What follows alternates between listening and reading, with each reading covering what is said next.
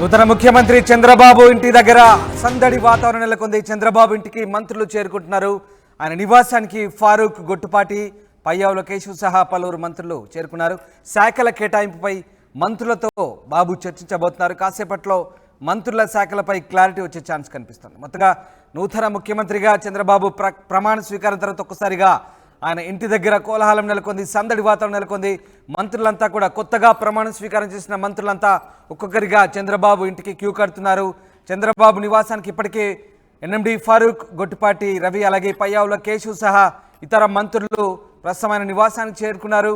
శాఖల కేటాయింపుపై ముఖ్యమంత్రి చంద్రబాబు నాయుడు వారితో చర్చించే అవకాశాలు కనిపిస్తూ ఉన్నాయి. కాసేపట్లో మంత్రుల శాఖలపై క్లారిటీ వచ్చే ఛాన్స్ ఉంది. ఎవరెవరికి ఏ పోర్ట్ఫోలియోలు కేటాయించాలనే అంశంపై ఇప్పటికే చంద్రబాబు క్లారిటీతో ఉన్నట్టుగా తెలుస్తుంది. అయితే ఇంకా దీనికి సంబంధించి చంద్రబాబు కసరత్తు చేస్తున్నట్టుగా తెలుస్తుంది. మరికొద్దిసేపట్లో మంత్రుల శాఖలపై పూర్తి స్థాయి స్పష్టత వచ్చే అవకాశం కనబడుతోంది. ఎస్, మా కొలీగ్ రామారావు జాయిన్ అవుతున్నారు. రామారావు, మంత్రుల శాఖలకు సంబంధించి ఎప్పట్లోగా స్పష్టత వచ్చే అవకాశం ఉంది? చంద్రబాబు దీనికి సంబంధించిన కసరత్తు పూర్తి చేశారా? ఎప్పట్లోగా దీనికి సంబంధించి క్లారిటీ వచ్చే ఛాన్స్ ఉంది?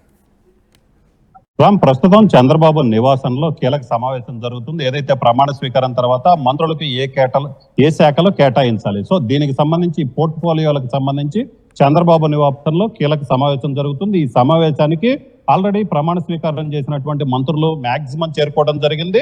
చంద్రబాబు మొదట వచ్చిన తర్వాత లోకేష్ తర్వాత ఎన్ఎండి ఫారూక్, ఇలాగ అందరూ పయ్యావుల కేశవ్ కావచ్చు, అలాగనే అచ్చెన్నాయుడు కావచ్చు, కందుల దుర్గేష్, ఆనం రామనారాయణ రెడ్డి, ఇలాగా కంటిన్యూగా అందరూ కూడా చంద్రబాబు నివాసానికి చేరుకున్నారు. ప్రస్తుతం అయితే మాత్రం చంద్రబాబు నివాసంలో మంత్రులందరితో కూడా సమావేశాన్ని నిర్వహిస్తున్నారు. ప్రధానంగా ఈ సమావేశానికి సంబంధించి చూసుకున్నట్లయితే ఎవరెవరికి ఏ పోర్ట్ఫోలియోలు ఇవ్వాలి, సో దానికి సంబంధించి మాత్రమే కీలకంగా సమావేశం జరుగుతున్నటువంటి పరిస్థితి ఉంది. ఈ శాఖలకు సంబంధించి ప్రధానంగా ఎవరికి ఏ శాఖలు కేటాయించాలి, జనసేన, బీజేపీ, టీడీపీ, సో 3 పార్టీలకు సంబంధించినటువంటి నేతలు ఉన్నారు, ఆ మంత్రులు ఉన్నటువంటి పరిస్థితి ఉంది. జనసేనకి 3, అలాగే బీజేపీకి 1, టీడీపీకి సంబంధించి మిగతా వీళ్ళందరికీ సంబంధించి మొత్తం 24 మంది ఉన్నారు. వీళ్ళందరికీ సంబంధించి ఏ శాఖలు కేటాయించాలనే దాని మీద ఇప్పటికే మంత్రులతో సమావేశం నిర్వహించారు. ఎందుకంటే మంత్రివర్గంలో ప్రధానమైనటువంటి శాఖలు ఏదైతే ఉన్నాయో, రెవెన్యూ శాఖ, అలాగనే ఆర్థిక శాఖ, ఇలాగ ఎక్సైజ్ శాఖ, పంచాయతీరాజు, ఐటీ, ఇలాంటి మున్సిపల్ శాఖ, సో వీటన్నిటికి సంబంధించి, వీటితో పాటు ఎడ్యుకేషన్ కి సంబంధించినటువంటి ఇలాంటి శాఖలు ప్రాధాన్యత ఉన్నటువంటి శాఖలు. ఈ శాఖలు చాలా ఎఫెక్ట్ చూపెట్టేటువంటివి, అలాగనే దీనికి సంబంధించి చాలా ఎక్స్పీరియన్స్ ఉన్నటువంటి నాయకులు కావాల్సినటువంటి పరిస్థితి ఉన్న నేపథ్యంలో కీలకమైన శాఖలు ఎవరికి కేటాయించాలి. అలాగనే ఈ మంత్రివర్గంలో చూసుకున్నట్లయితే 17 మంది తొలిసారిగా మంత్రులుగా బాధ్యతలు స్వీకరించారు. సో వాళ్ళకి ఎలాంటి శాఖలు కేటాయిస్తే బాగుంటుంది, వాళ్ళ క్యాపబిలిటీస్ ఏంటి, వాళ్ళ బలాబలాలు ఏంటి అనే దాని మీద కూడా చర్చ జరుగుతుంది.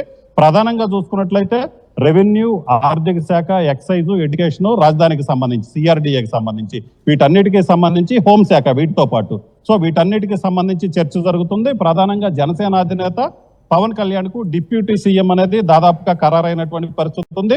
అలాగనే ఆయనకి ఏం మంత్రి పదవి శాఖ కేటాయించాలి అనే దాని మీద కూడా ఇప్పటికే చంద్రబాబు, పవన్ కళ్యాణ్, సో వాళ్ళిద్దరు కూడా మాట్లాడుకోవడం జరిగింది. అయితే ఏ శాఖ కేటాయిస్తారనే దాని మీద అయితే మాత్రం పూర్తి క్లారిటీ రాలేదు. వాళ్ళిద్దరి మధ్య చర్చ జరిగినప్పటికీ ఏ శాఖ కేటాయిస్తారనే దాని మీద అయితే మాత్రం ఇంకా ఉత్కంఠ కొనసాగుతుంది.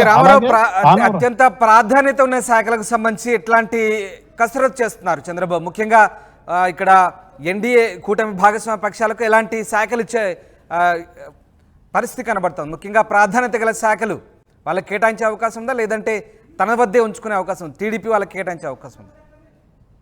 దీనికి సంబంధించి చూసుకున్నట్లయితే వీళ్లతోనే చర్చలు జరుగుతున్నాయి. అయితే ప్రధానంగా చూసుకున్నట్లయితే జనసేనకి కీలకమైనటువంటి రెవెన్యూ శాఖ కేటాయించే అవకాశం ఉందని కూడా ఒక ప్రచారం జరుగుతుంది. అయితే దీనికి సంబంధించి ఏదైతే వాళ్ళతో ఇప్పటికే మాట్లాడుతున్నటువంటి పరిస్థితి ఉంది. అలాగనే ఆర్థిక శాఖకు సంబంధించి కూడా ఏదైతే టీడీపీ నుంచి గెలిచినటువంటి ఆనం రామనారాయణ రెడ్డి, గతంలో కూడా ఆయన ఆర్థిక శాఖ మంత్రిగా పనిచేసినటువంటి ఎక్స్పీరియన్స్ ఉంది. సో ప్రజెంట్ సిచ్యువేషన్ లో, ఇప్పుడున్నటువంటి సిచ్యువేషన్ లో ఆర్థిక శాఖ చాలా కీలకమైంది, రెవెన్యూ శాఖ కీలకమైంది, హోం శాఖ కీలకమైంది. సో ఈ 3 శాఖలకు సంబంధించి ఎవరికి ఇవ్వాలనేది చర్చ జరుగుతుంది. అయితే ప్రధానంగా ఆనం రామనారాయణ రెడ్డి, అలాగనే హోమ్ మినిస్టర్ కి సంబంధించి, హోంశాఖకు సంబంధించి కూడా పవన్ కళ్యాణ్ పేరు కూడా భారీ ఎత్తున ప్రచారంలోకి వచ్చింది.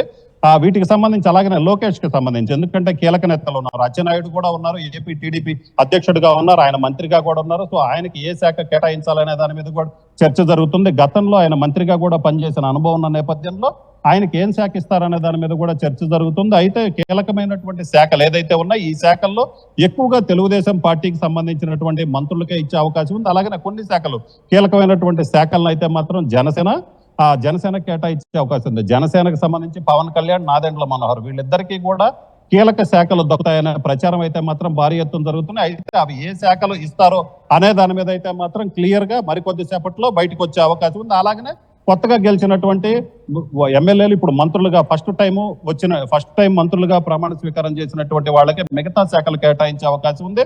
ప్రధానంగా రాజధానికి సంబంధించి చూసుకున్నట్లయితే సిఆర్డిఏ పరిధిలో ఉన్నటువంటి రాజధాని ప్రాంత అభివృద్ధికి సంబంధించి ఇప్పటికే పనులు మొదలయ్యాయి. సో సిఆర్డిఏకి సంబంధించి కావచ్చు, అలాగనే పట్టణాభివృద్ధి, మున్సిపల్ పట్టణాభివృద్ధి, ఎక్సైజ్ శాఖ, ఇలా కీలక శాఖలకు సంబంధించి కూడా గతంలో మంత్రి కొల్లు రవీంద్ర ఎక్సైజ్ శాఖ మంత్రిగా పనిచేశారు. అలాగే నారాయణ మున్సిపల్ పట్టణాభివృద్ధి శాఖ మంత్రిగా పనిచేశారు. ఆయన రాజధానికి సంబంధించి నిర్మాణాలు కూడా పర్యవేక్షించిన పరిస్థితి ఉన్న నేపథ్యంలో ఈ శాఖలన్నిటికి సంబంధించి వాళ్ళకే ఇస్తారా లేక ఇంకెవరికైనా ఇస్తారా అనే దాని మీద కూడా చర్చ జరుగుతుంది. అయితే వీటన్నిటికి సంబంధించి ఫైనల్ గా ఎవరికి ఏ శాఖ కేటాయించాలి అనే దాని మీద అయితే మాత్రం మరికొద్ది సేపట్లో క్లారిటీ వచ్చే అవకాశం ఉంది. ప్రస్తుతం అయితే మాత్రం చంద్రబాబుతో ఏదైతే మంత్రుల సమావేశం అయితే మాత్రం కొనసాగుతుంది. Ram, thanks for the update Ramarao. ఇది మొత్తం మీద చంద్రబాబు ఇంటి దగ్గర సందడి వాతావరణం నెలకొంది. మంత్రులంతా కూడా ఆయన నివాసానికి క్యూ కడుతున్నారు.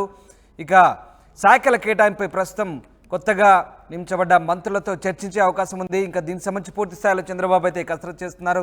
ఎవరికి ఏ శాఖ కేటాయించాలని దానిపై మరికొద్దిసేపట్లో పూర్తి స్థాయి క్లారిటీ వచ్చే అవకాశం ఉంది. కొత్తగా చాలామందిని మంత్రివర్గంలోకి తీసుకున్నారు.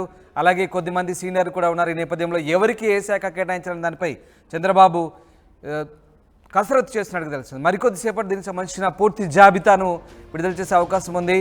మంత్రుల శాఖలకు సంబంధించి ఇంకా కొద్దిసేపట్లో క్లారిటీ వచ్చే ఛాన్స్ అయితే కనిపిస్తుంది.